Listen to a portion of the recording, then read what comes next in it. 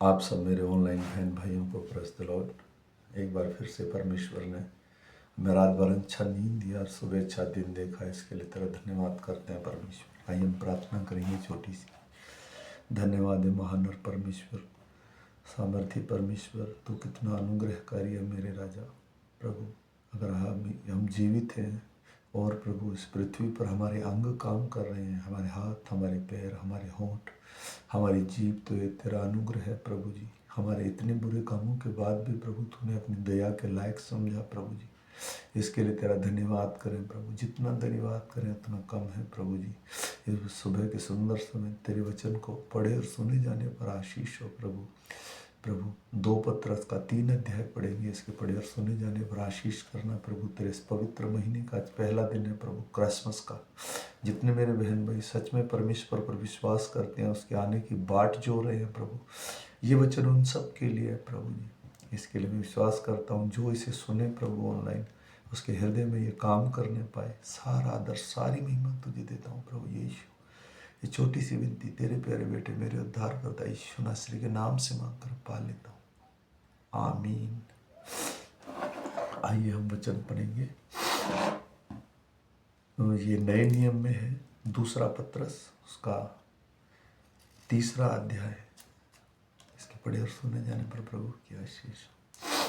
हे प्रियो, अब मैं तुम्हें यह दूसरी पत्री लिखता हूँ और दोनों में सुधि दिलाकर तुम्हारे शुद्ध मन को उभारता हूँ कि तुम उन बातों को जो पवित्र भविष्यवक्ताओं ने पहले से ही कही है और प्रभु और उद्धारकर्ता की उस आज्ञा को स्मरण करो जो तुम्हारे प्रेरितों के द्वारा दी गई थी। पहले यह जान लो कि अंतिम दिनों में हंसी ठट्ठा करने वाले आएंगे, जो अपनी ही अभिलाषाओं के अनुसार चलेंगे और कहेंगे उनके आने की प्रतिज्ञा कहाँ गई, क्योंकि जब से बाप दादा सो गए हैं सब कुछ वैसा ही है जैसा सृष्टि के आरंभ से था। वे तो जानबूझकर यह भूल गए कि परमेश्वर के वचन के द्वारा आकाश प्राचीन काल से विद्यमान है और पृथ्वी भी जल में से बनी और जल में स्थिर है। इसी के कारण उस युग का जगत जल में डूबकर नष्ट हो गया, पर वर्तमान काल के आकाश और पृथ्वी उसी वचन के द्वारा इसलिए रखे गए हैं कि जलाए जाए, और वे भक्तिहीन मनुष्यों के न्याय और नष्ट होने के दिन तक ऐसे ही रखे रहेंगे। हे प्रियो, यह बात तुमसे छिपी ना रहे कि प्रभु के यहाँ एक दिन 1000 वर्ष के बराबर है और 1000 वर्ष एक दिन के बराबर। प्रभु अपनी प्रतिज्ञा के विषय में देर नहीं करता, जैसा देर कुछ लोग समझते हैं, पर तुम्हारे विषय में धीरज धरता है और नहीं चाहता कि कोई नष्ट हो, वरन यह है कि सबको मन फिराव का अवसर मिले।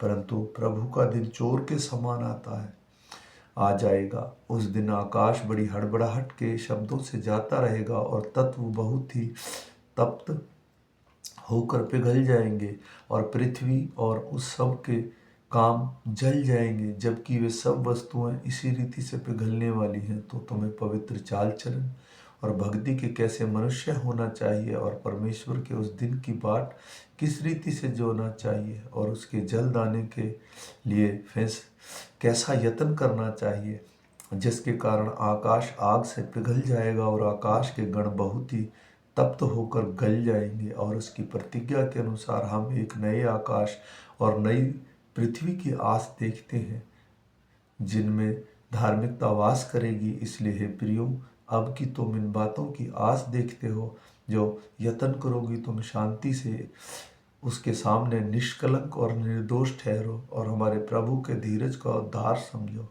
जैसे हमारे प्रिय भाई पौलुस ने भी इस ज्ञान के अनुसार जो उसे मिला तुम्हें लिखा है, वैसे ही उसने अपनी सब पत्रियों में इन बातों की चर्चा है, जिनमें कुछ बातें ऐसी हैं जिनका समझना कठिन है और अनपढ़ और चंचल लोग उनके अर्थों को भी पवित्र शास्त्र की अन्य बातों की तरह खींच तान कर अपने ही नाश का कारण बनाते हैं।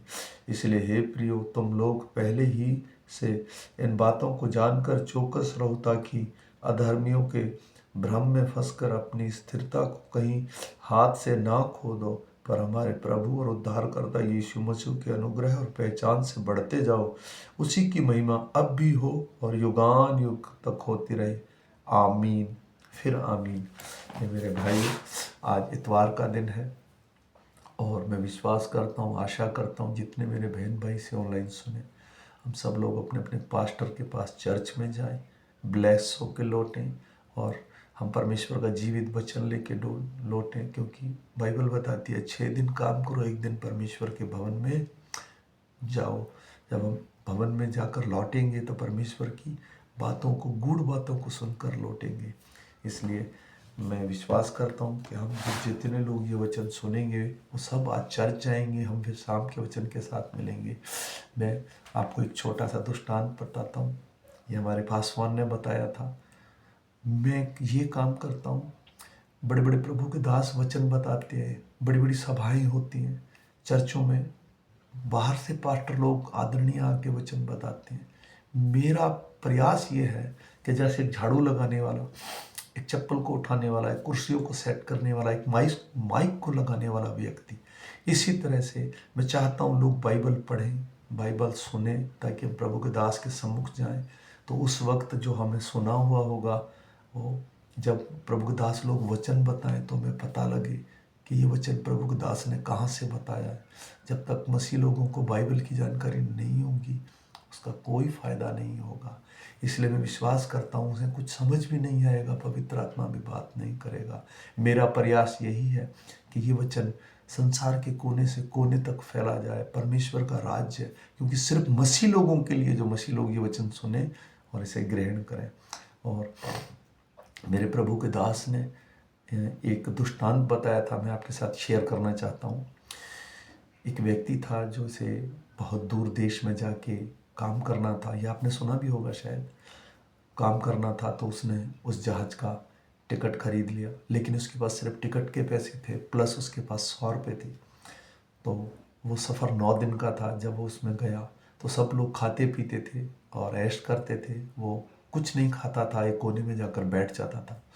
जब लास्ट 9वें दिन वो पानी का जहाज़ रुकने लगा, किसी तट के नज़दीक आ गया, 1 घंटे का सफ़र रह गया, तब एक व्यक्ति वहाँ उसके पास आके बोलता है, भैया मैंने आपको 9 दिन में कुछ खाते हुए नहीं देखा और आप खाते भी नहीं हो, ऐसा क्या क्यों है? उन्होंने बोला मेरे पास पैसे नहीं है। उन्होंने कहा आपके पास टिकट है? उन्होंने कहा हाँ।